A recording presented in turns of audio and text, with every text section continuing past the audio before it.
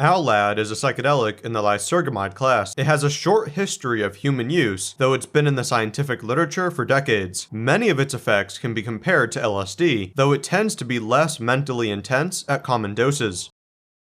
Among the positive effects are stimulation, euphoria, closed and open eye visuals, increased creativity, insightful thinking, music enhancement, and ego dissolution. The negatives can include anxiety, confusion, increased heart rate, increased blood pressure, muscle tension, and nausea. As with any psychedelic, the experience involves a complex interplay between your mind and your environment. Your perception can change to include drifting, melting, color alterations, patterns, fractals, and other distortions. Your mental state will become less secure, so you're more easily pushed in creative, anxious, or insightful directions. The drug makes it harder to control your own mental state, though if you're having a difficult time, changing the environment or music can be useful. Although psychedelics like LSD aren't as dissociating as actual dissociatives, you can feel somewhat separated from your body, and you may cognitively disconnect from your sense of self, an effect known as ego dissolution. Some comparisons to LSD can be made. It typically has an easier headspace at common doses, so you may encounter anxiety, panic, and confusion somewhat less often. This has led to people labeling it a more recreational psychedelic. Thinking is reported to be clearer, and people don't as often feel like they could tip over into a negative mindset at any moment. Because the headspace may be lighter, communication and social interactions might be less impaired. These are only generalizations though. It can definitely produce anxious and confusing experiences. While the psychological effects tend to be less intense at common doses, LSD can maintain equal or greater visual effects per dose. A range of responses exist with the drug. Some people find it's basically pointless and boring under 200 to 300 micrograms, while others receive sufficient and enjoyable effects at 100 to 150 micrograms. Before you try to explore higher doses, you should evaluate your response to common amounts. People who have a bit of experience with psychedelics sometimes report being dissatisfied with common doses. Since it doesn't have the same degree of mental activity, the experience might not feel as insightful or complete. Granted, not everyone is looking to have a mentally intense experience. For those who do want a quote-unquote complete experience, 300 micrograms or more is sometimes used. That dose is more likely to produce substantial visual effects that can actually impair your ability to function. Anxiety, confusion, and ego dissolution are also more likely. Some people also report a dreamlike feel to the experience, especially with higher doses, and periods of amnesia sometimes occur in that dose range. Even if you find 150 micrograms is too weak, 300 can be a pretty big jump in intensity, so I recommend working your way up more slowly. When taken orally, buccally, or sublingually, it has a duration of 6 to 9 hours and an onset of 20 to 60 minutes.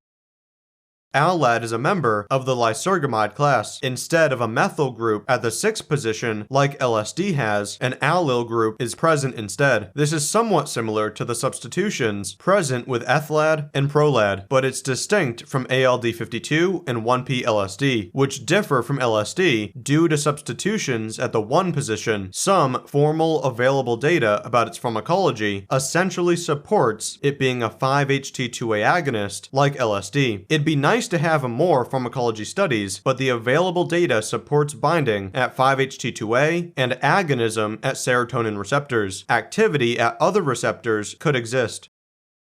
A light dose is 50 to 100 micrograms. A common dose is 100 to 200 micrograms, and a strong dose is 200 to 300 micrograms or more. As I said earlier, some people find the common dose is better considered 150 to 300 micrograms, but because of individual variability, I encourage trying lower doses first.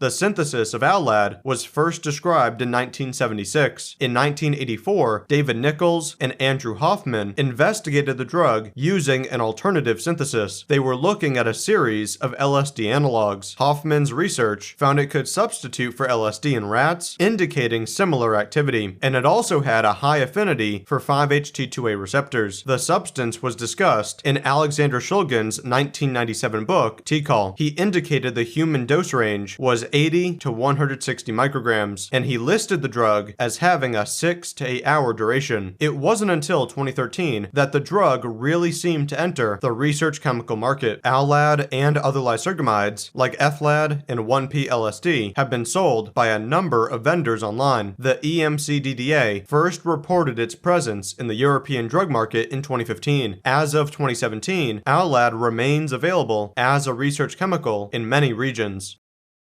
It's unscheduled at the federal level in the US, though it may be covered by the Analog Act. Alad is likely covered by analog laws in Australia, it's unscheduled in Canada, and it's a Class A drug in the UK.